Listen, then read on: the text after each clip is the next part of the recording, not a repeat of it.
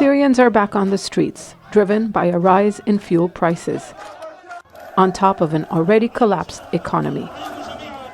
They're calling for the downfall of the regime, the same chants heard from a pro-democracy movement more than 12 years ago, before the country descended into war. So far, protests have largely been confined to the southern province of Sueda and surrounding areas. This is a region where Syria's Druze minority sect lives. Here, the government largely tolerates dissent. The reason why the protests are mainly happening in Sueda is because this province has a local armed force that can protect its people. The province resisted being drawn into the war against the regime. But if security forces try to crack down on the protests, it would be declaring war on a whole province.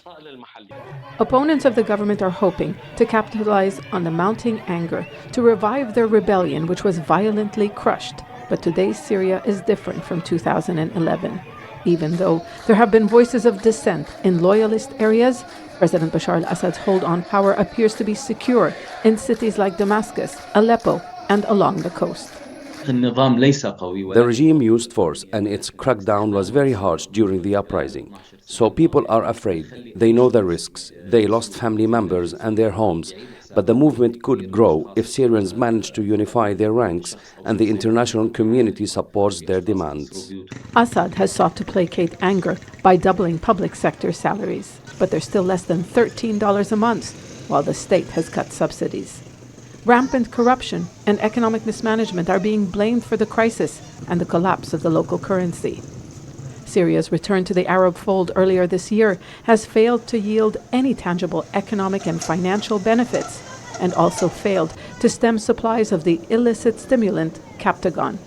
The Assad regime is really continuing to operate not really in the interest of Syria or the Syrian people. And so far, none of the promises that were made by Assad, and again, not a surprise, have not been kept.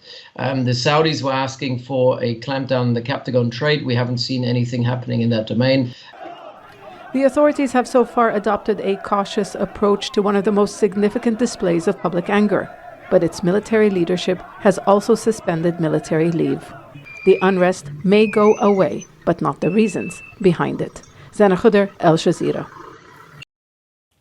Make sure to subscribe to our channel to get the latest news from Al Jazeera.